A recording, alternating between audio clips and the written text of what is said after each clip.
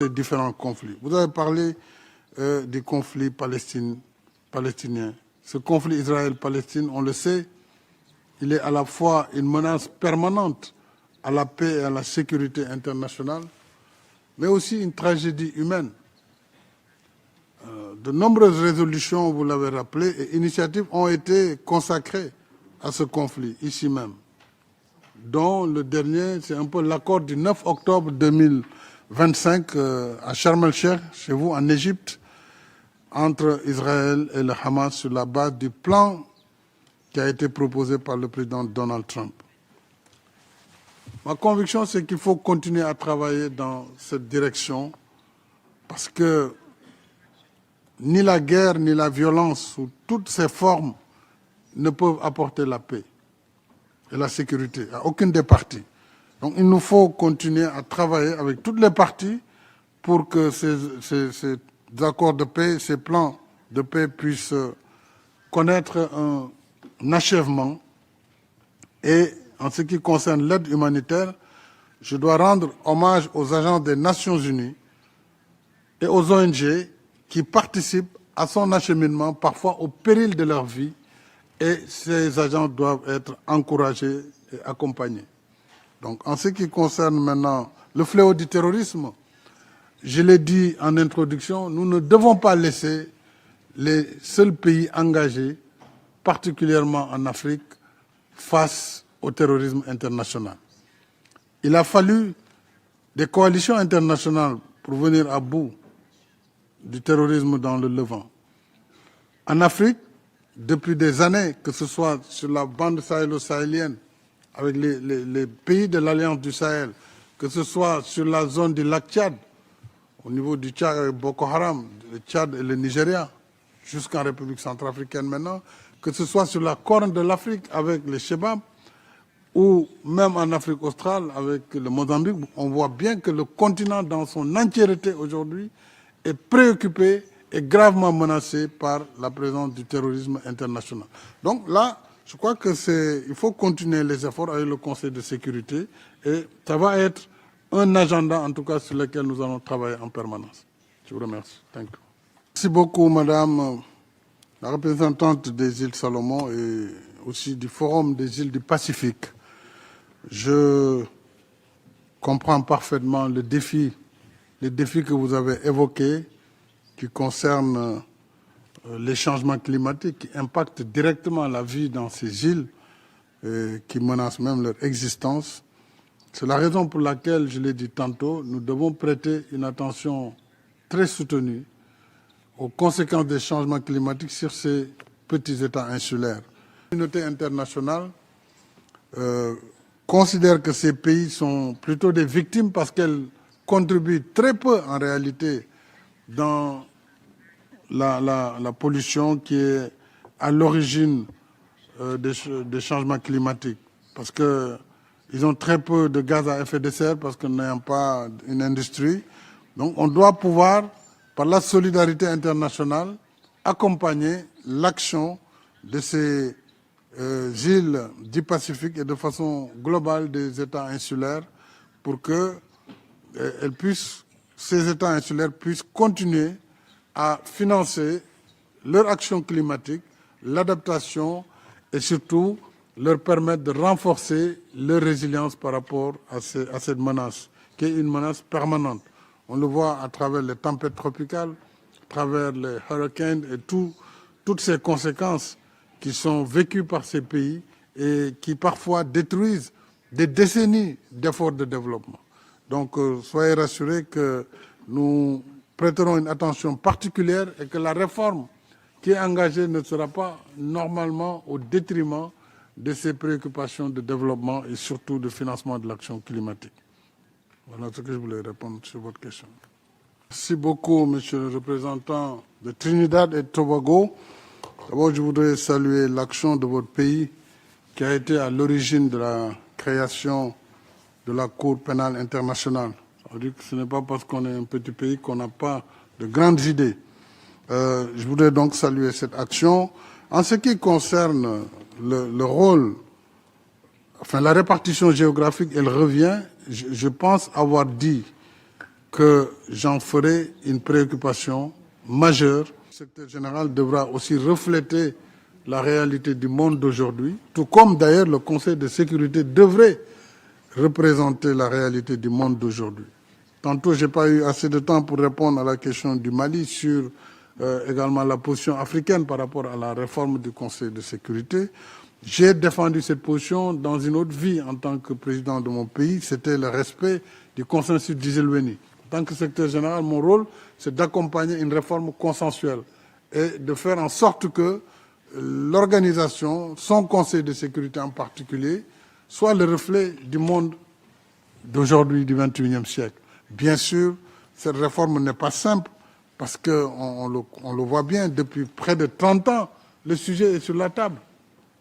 Mais il faut essayer de faire avancer l'agenda par consensus, tout en gardant à l'esprit la nécessité de préserver l'efficacité du Conseil de sécurité, de préserver également la crédibilité, parce qu'il faut que le Conseil aussi soit conforme à ce que le monde d'aujourd'hui est. Donc, il faut, oui, aller vers la réforme, mais il faut y aller prudemment et de façon consensuelle.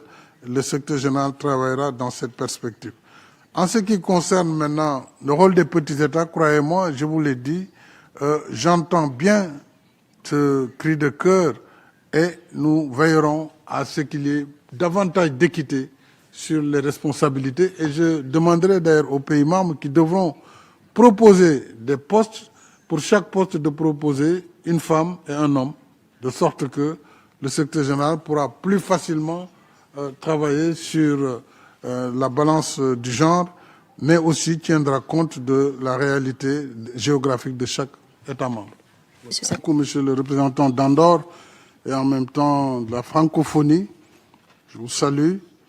Sur le multilinguisme, je pense avoir déjà répondu, mais ce que je peux vous dire, c'est que tout ce que la charte a déjà indiqué sera appliqué pour ce qui concerne d'abord les langues de travail, mais également, j'ai dit que nous allons voir ce que nous pouvons apporter comme nouveauté, utilisant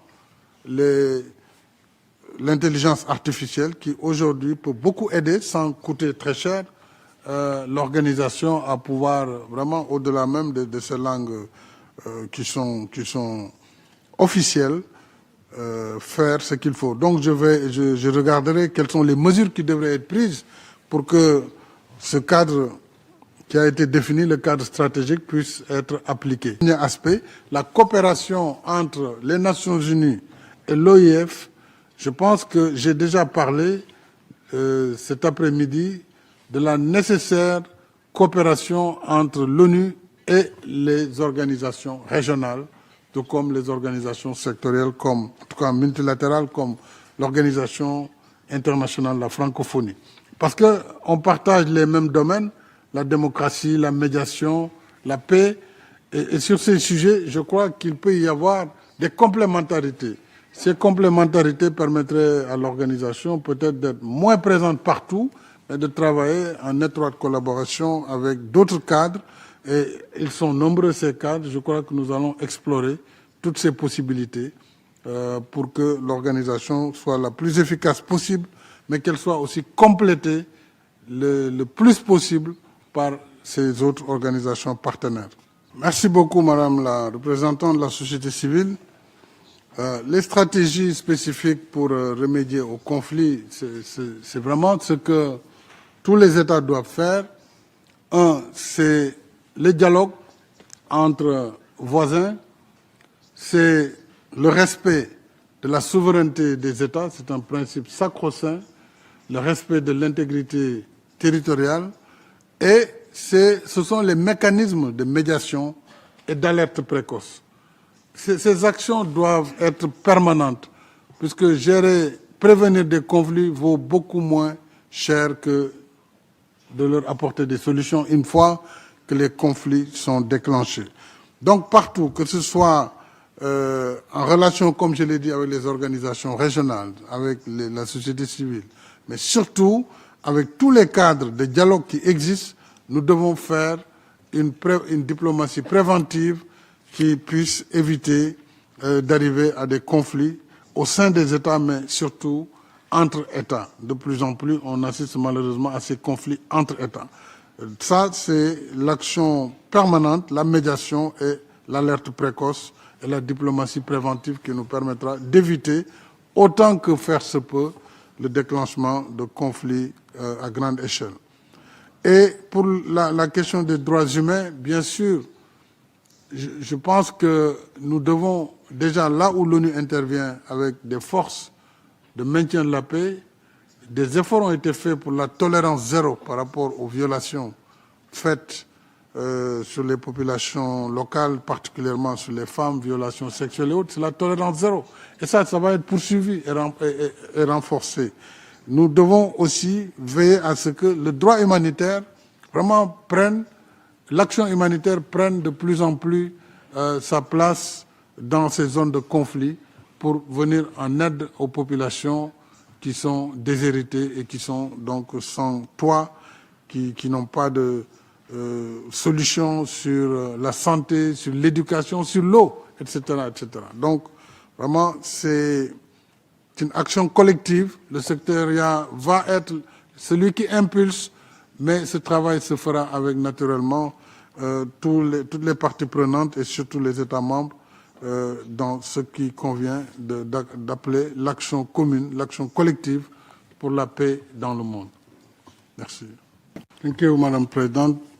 Merci beaucoup. Je suis représentant de l'Australie et du groupe des Amis de l'État de droit. Je voudrais rappeler que dans le contexte international actuel, toute initiative qui réaffirme le respect du droit international et de la Charte des Nations Unies est une initiative importante que je soutiens totalement.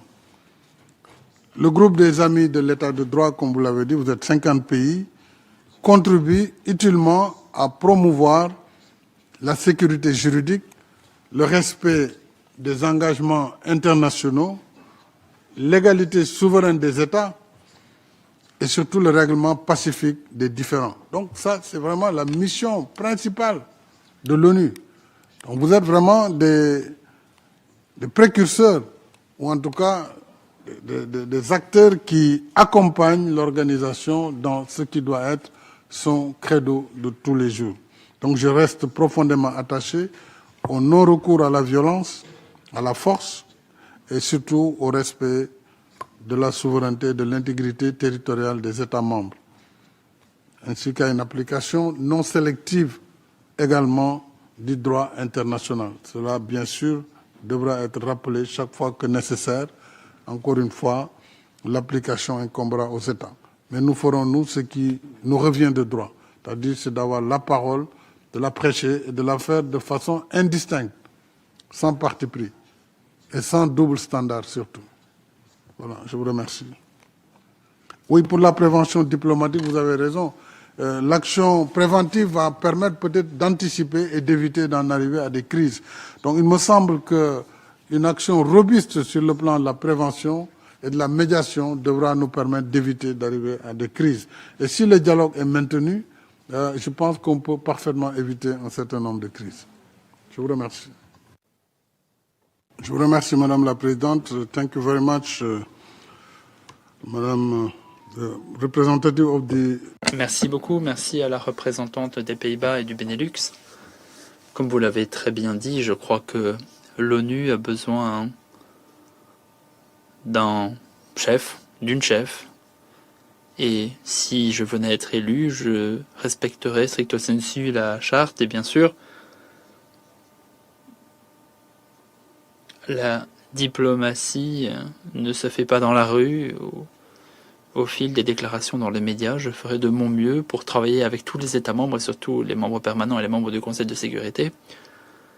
En tout cas, et c'est une certitude, je ferai ce qui est mon devoir.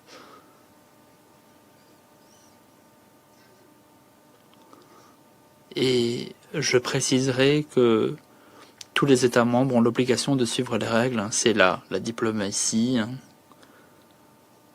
Concerne la question financière, on l'a dit, pour la régler, c'est la confiance et c'est la réforme qui permettra d'amener ceux qui résistent encore pour cotiser, de le faire. Et ensemble avec les États membres, nous devons réfléchir sur des mécanismes de financement qui permettent la prévisibilité et surtout qui sécurisent le financement de l'organisation. Enfin, sur la composition de l'équipe, il y a une partie des départements qui relève du secrétaire général. Je vous ai dit, une attention particulière sera prêtée sur la répartition, non seulement géographique, mais également tenant compte des réalités de l'organisation. Ça veut dire concrètement qu'il y a des contributions qui sont quand même calibrées. Il faut tenir compte de cela, mais il faut tenir compte de la nécessaire répartition géographique, et cela sera le cas. Je crois que je ne peux pas en dire plus. Je vous ai dit, je ferai respecter le principe de la parité, et pour cela, les États seront sollicités pour chaque poste qui leur est dédié de nous présenter 2 profils, une femme qualifiée, ce qui existe dans tous les pays, et un homme également qualifié.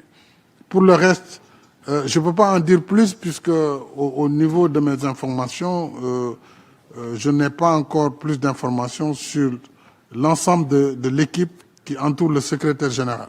Maintenant, nous avons les agences spécialisées. Ça, ce sont les États membres avec des mécanismes très précis qui définissent les règles de ces organisations, le choix. Et c'est souvent les États, à travers les régions, qui organisent là aussi la sélection et l'élection des dirigeants de ces agences, des programmes, etc.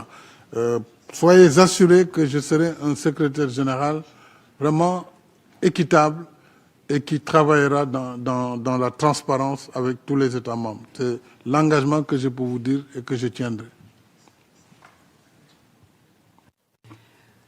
Thank you. Merci. Je donne la parole à l'Allemagne au nom du G4, et puis la Suède et la prochaine organisation de la société civile. Merci, Madame la Présidente. Nous, cet après-midi, thank you for laying out your vision. Merci d'avoir présenté votre vision. Je m'exprime au nom du groupe 4, Brésil, Japon, Inde, Allemagne. Nous jouons un rôle clé dans la réforme du Conseil.